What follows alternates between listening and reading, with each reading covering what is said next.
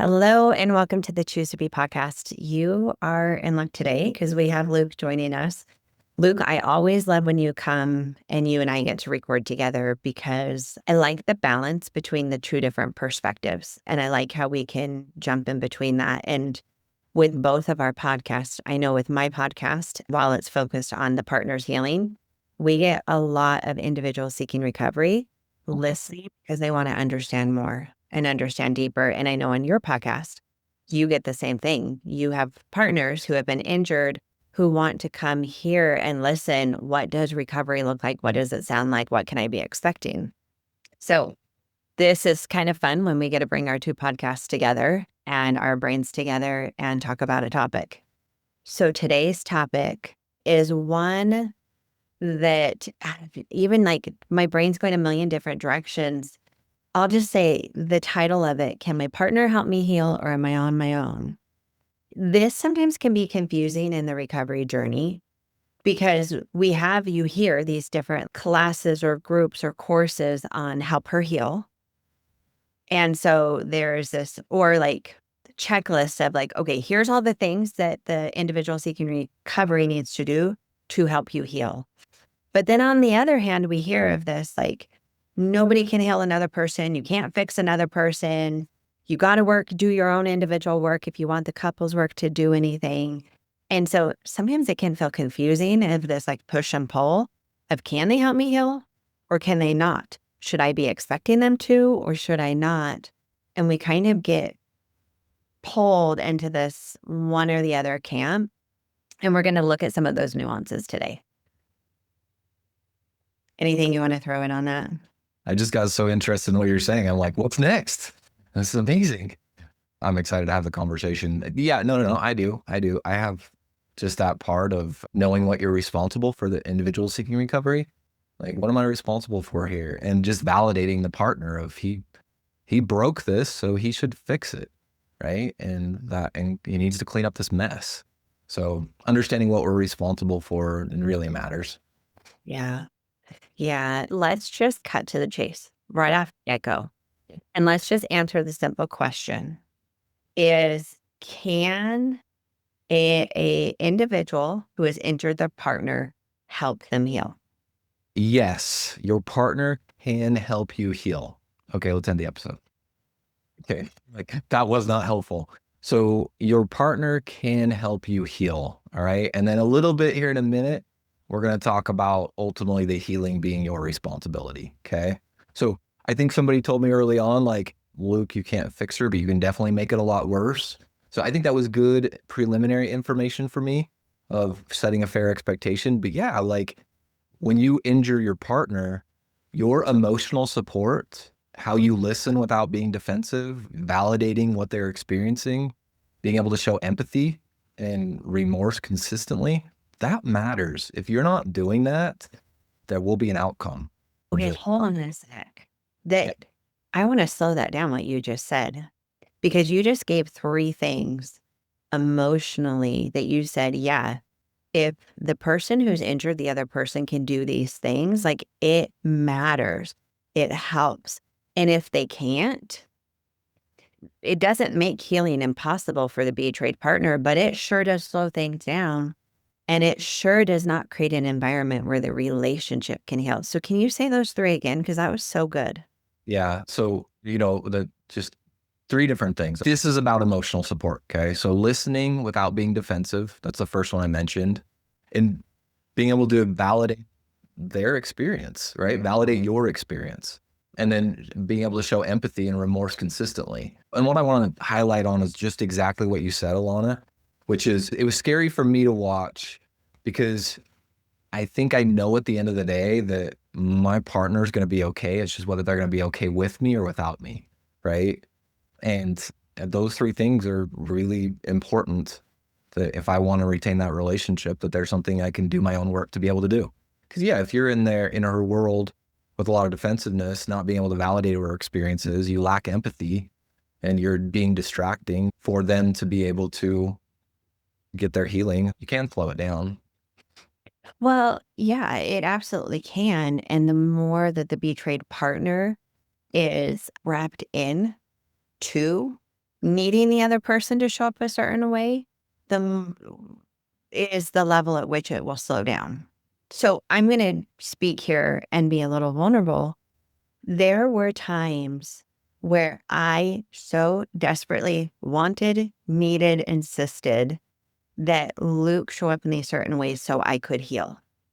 And Yeah. when he did show up in those ways, like I would shoot forward in my healing.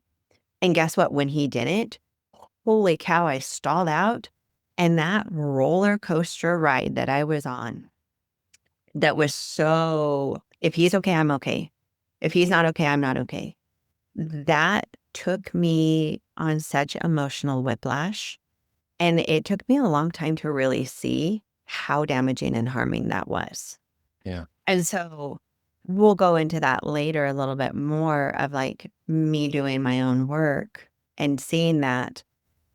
But your ability, an individual seeking recovery's ability to be able to show up and create an environment where healing can happen better does impact the partner.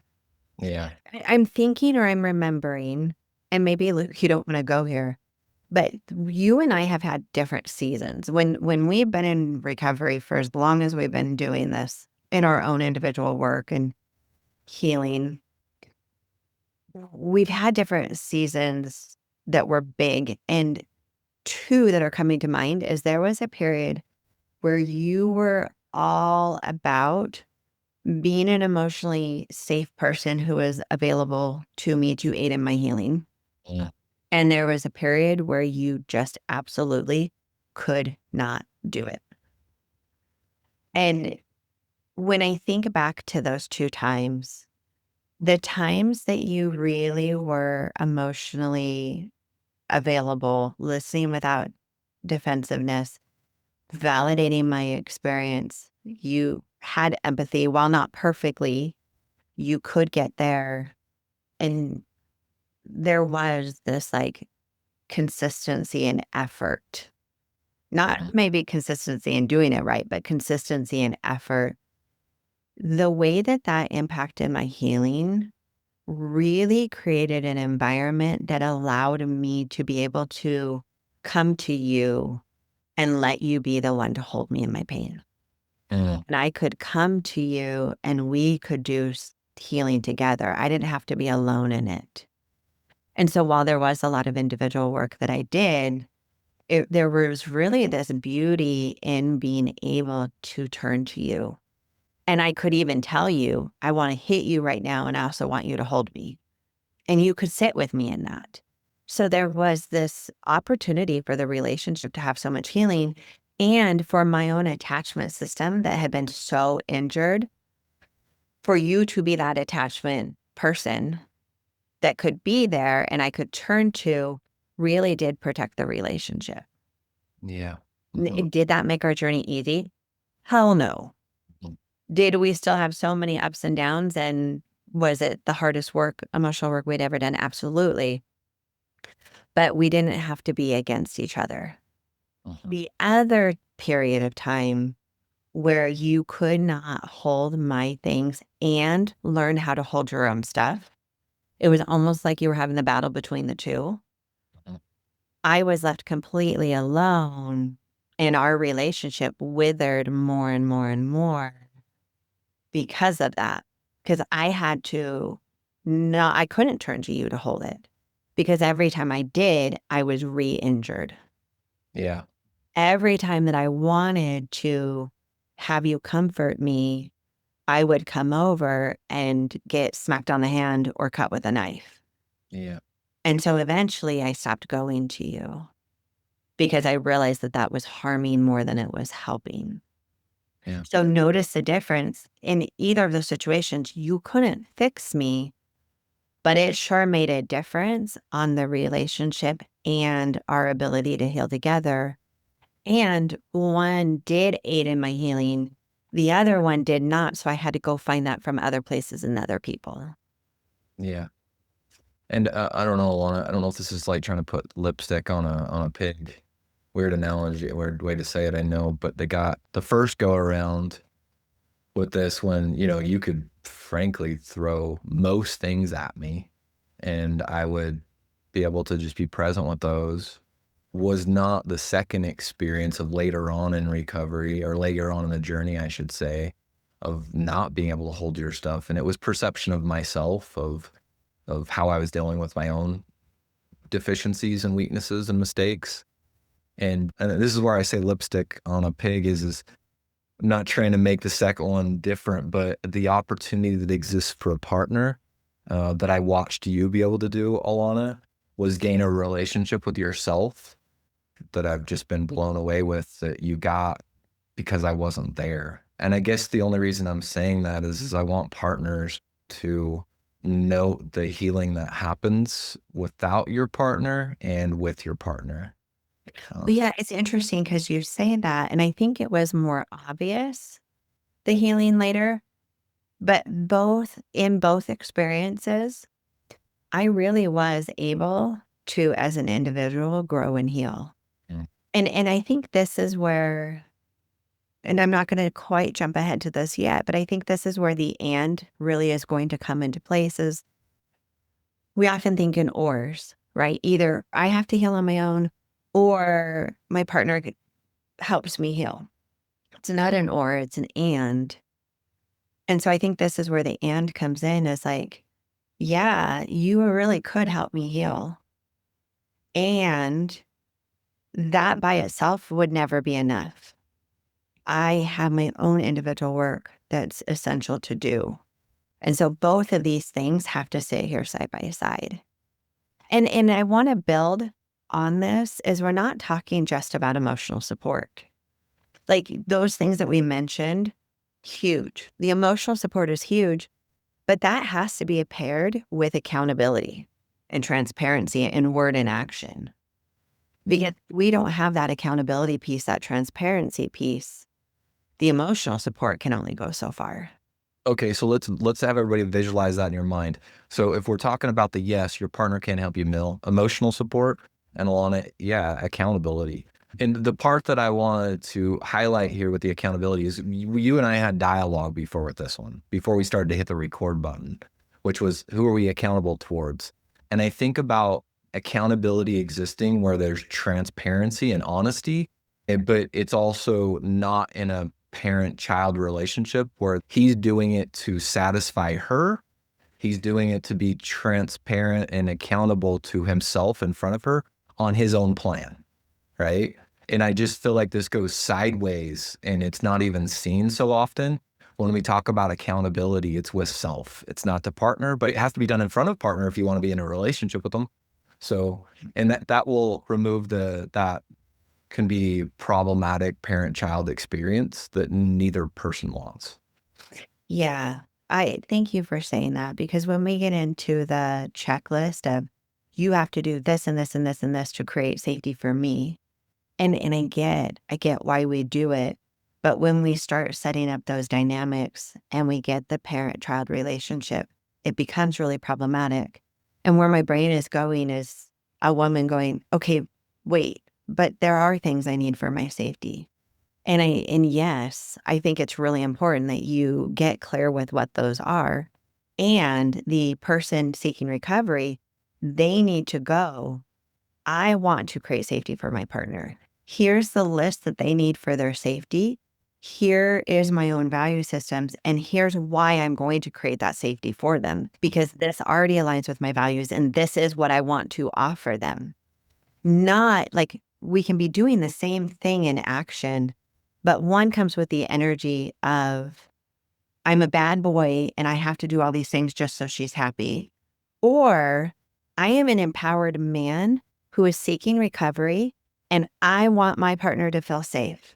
I want to protect them in ways that I've never protected them before. And this is what it looks like as I step into that power. And I'm totally genderizing here, but I step into that power. I step into that healthy masculinity. I step into that protector who's going to protect myself so I can protect my partner. Notice what a different energy that is. Yeah, I felt it. Every part of my body tingled. Like, that was beautifully said. And it's so comes from within, right? It so comes from within. It doesn't come from outside. We're going to take a really fast break and tell you about some of the things coming up at Choose. Are you a woman carrying trauma in your body, tension, discomfort, and that tightness that just won't quite release? This is Holly Roderick, and I would like to invite you to join us this August 26th through 29th in Spanish Fork, Utah, for Revive and Thrive, a 4-day somatic healing intensive designed exclusively for women ready to reclaim their bodies. Guided by expert therapists, coaches, and body-based specialists, you'll learn to uncover where trauma lives in your body and gently release it through somatic practices like art therapy, breathwork, brainspotting, energy healing, mindfulness practices, and therapeutic immersion in nature. It's more than just an intensive. It's a sacred sisterhood where you'll process emotions, rebuild resilience, and come home to yourself, physically, emotionally, and spiritually. So if you're ready to step fully back into your life with freedom and strength, visit the show notes to learn more and to register. Okay, and now back to the episode. So the other piece here is that if we're talking about, yes, your partner can heal you, is the co-regulation and presence part. We talk about being emotionally available during those triggers and those hard days. That's going to be a part of this. This isn't about not being defensive, but it is about being present, like being there and asking questions, getting curious, seeking to understand, and not fixing. So that experience in co-regulation, the only thing I ever think about is oh my gosh, just like I have this opportunity. It's sad that this situation exists, but this beautiful opportunity I have is the person that I hurt, who's in pain emotionally and all the other ways psychologically. I get a chance to show up and be with them, and their body's going to respond to that. Their body's going to respond to that, and that's an opportunity for me. Sit with them in that fire. Yeah, to validate, to sit with them, and to not fix. And it is the default of humans to want to step in and fix where they feel like they might be able to. And so it's really about just catching yourself when you're trying to fix. And again, no fix, no change. You're just sitting with and hearing. You're not changing their experience. You're hearing and listening to it and honoring it. But think about that concept, y'all. Like, think about it. When you sit with I want to cry.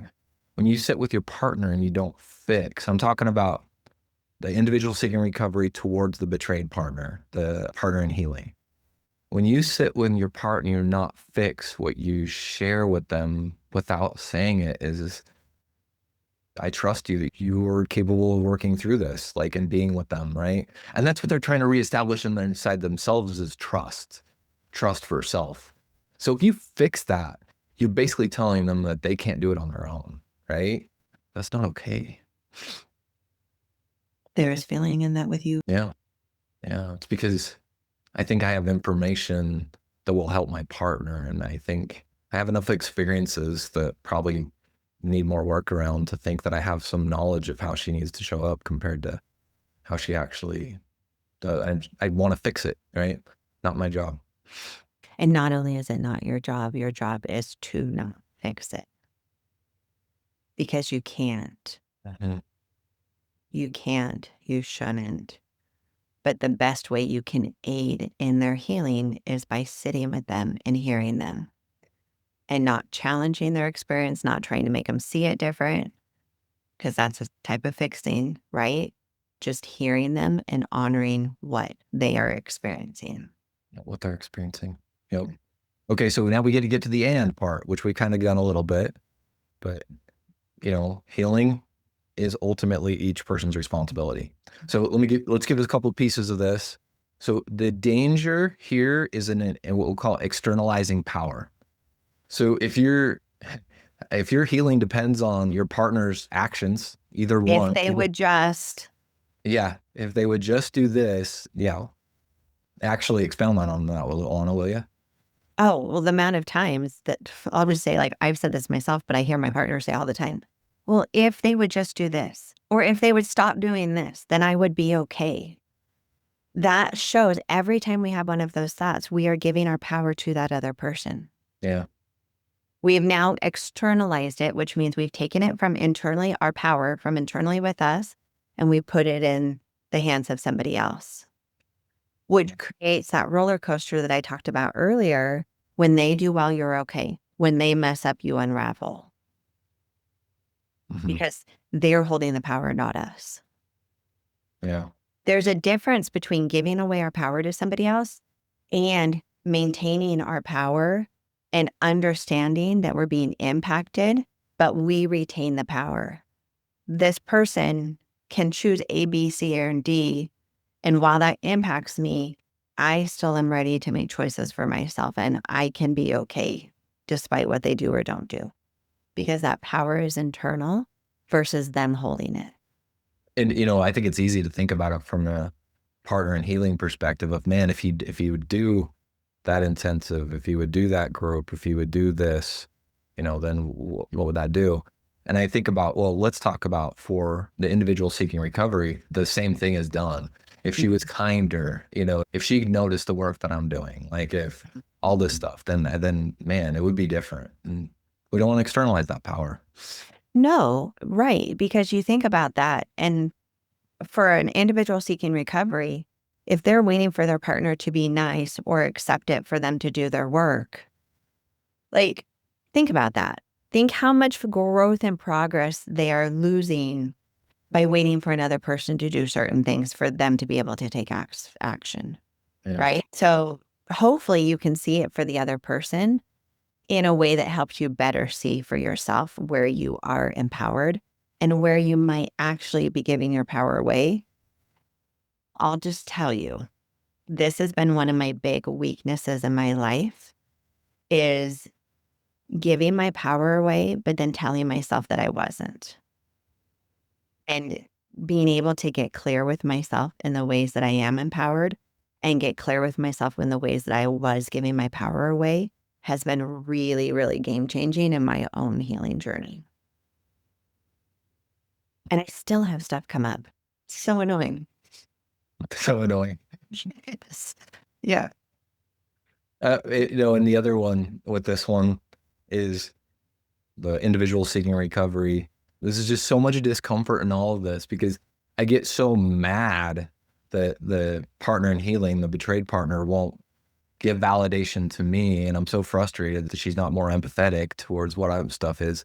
So I want her in that role. I want her in that role of giving me credit, but then I don't want her in that role. Like, don't weigh in on how I'm doing stuff. So it's when we don't externalize power, it changes a lot. What you just explained is an impossible situation for a partner, Yeah. right? Because they could do no right. Yeah. So that's why it's so important that individual seeking recovery is not putting those things on their partner to do or not do.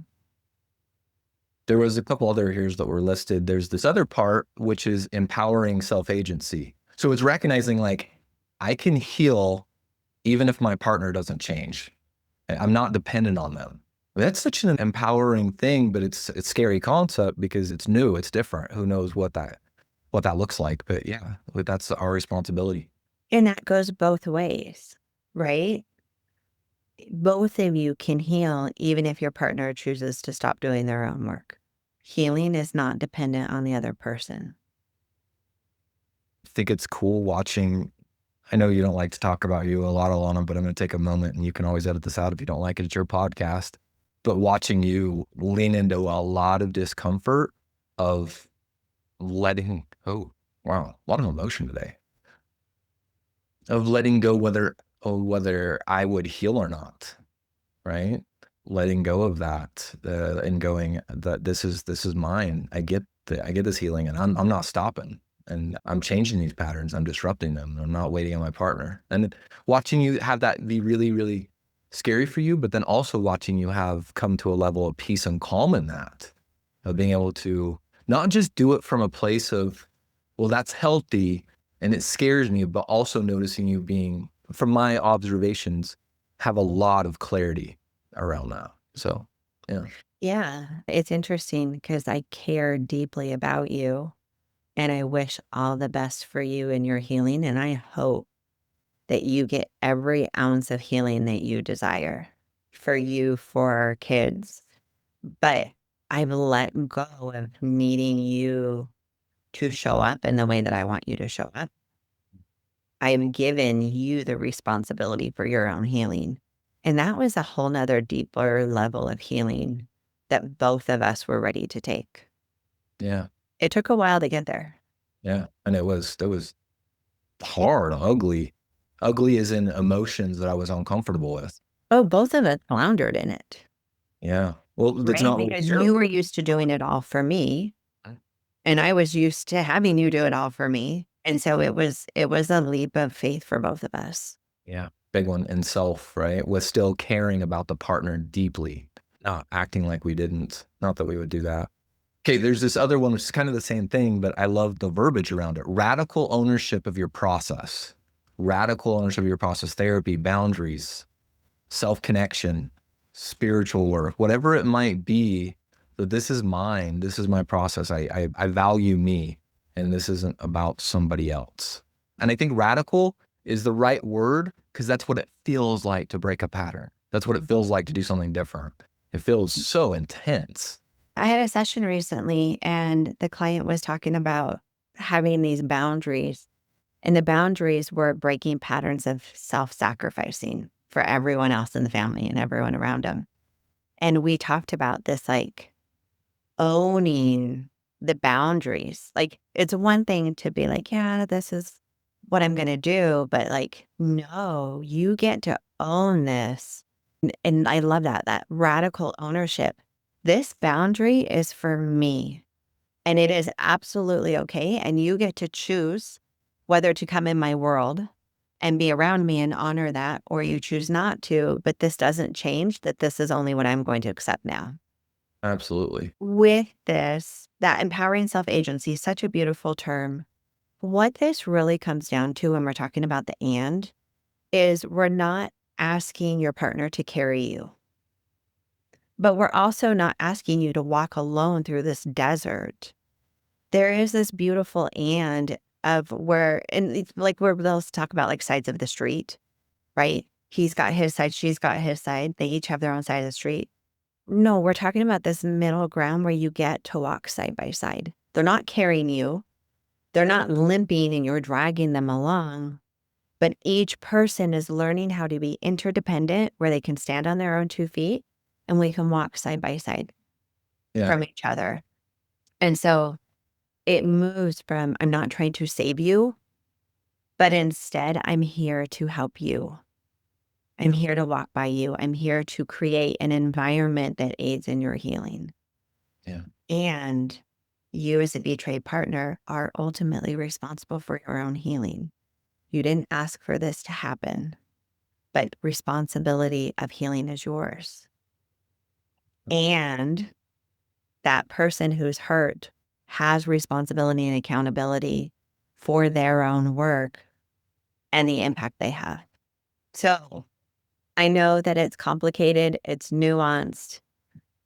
It takes a level of trust to be able to aid in healing and to walk side by side. So there may be elements in your relationship that are missing that you're not here yet. That comes in that individual work. And so we encourage you to take it one step at a time. A great thing, I'll just give really quick. We do have the Men's Helper Heal Intensive coming up next month in July. This could be something where you can dive really deep in learning how to do this. And we also do offer for those who want to even go a step further than that, you can do all of this work in an individual intensive, a couples intensive, or come to the Men's Helper Heal. And for partners who do want to come and have some individualized help for the last 2 days, we invite partners. You can add on through that. And all of that's through chooserecoveryservices.com. But if, Can I speak, Alana? please, yeah. Okay, so we went through all of this information, right? And the last thing we want to do is leave you with like, hey, this is the work that needs to be done with. How do I do that? Right? So there's a big sacrifice. And the thing I want to highlight is the Helper Heal Intensive is designed for this work. Okay. Everything that we're talking about here. But the thing that's new is we added on an experience at the end of that intensive where the Helper Heal is designed for men who have betrayed their partner. But now we're inviting them to use the tools and practice them by inviting their partner, if it makes sense for them, to have their partner come in for the last 2 days. And then we're going to practice what was used and we're going to use it because we don't want to just give you the information. And we'll say this like we do many times. We're not saying Choose Your Recovery Services is the only place for the information or we are the place, but we do want to make sure we give you resources. So anyway, just want to mention that. Yeah. And there are other Helper Heal groups out there. We take the foundation of the Helper Heal and then we add steroids to it. We foundationally think it's wonderful and we add a whole lot more of deeper emotional intelligence work that builds on it. So excellent. As always, thank you for hanging out with us this week. And we look forward to seeing you all next week. Thank you. Catch you later. Hey friends, it's Hallie Roderick here, and I wanted to personally invite you to an incredible opportunity coming up this summer. From July 8th to 11th, Luke Gordon and I will be co-facilitating a Helper Heal intensive for men in Spanish Fork, Utah. And if you're a man who's serious about rebuilding trust, creating emotional safety, and doing the deep work of repair after betrayal, this space is created specifically for you. This 4-day intensive is not a lecture series. It's a deeply experiential process designed to help you feel the shift, not just understand it intellectually. Together, we'll explore powerful tools and practices to help you develop real empathy, shame resiliency, and a clear understanding of betrayal trauma so you can begin to show up as a safe, trustworthy partner again. You'll also have the opportunity to connect with other men who are on the same path, men also committed to growth, their integrity, doing the hard work and the beautiful work of relationship repair. So whether you're just beginning this process or you're well on your way, this intensive can be a powerful next step in your journey towards healing. So if you're ready to move forward, we'd love to have you join us. So to learn more or to reserve your spot, check out the show notes where you'll find a link to reach out to our office. So let's do this work together. Hope to see you in Utah.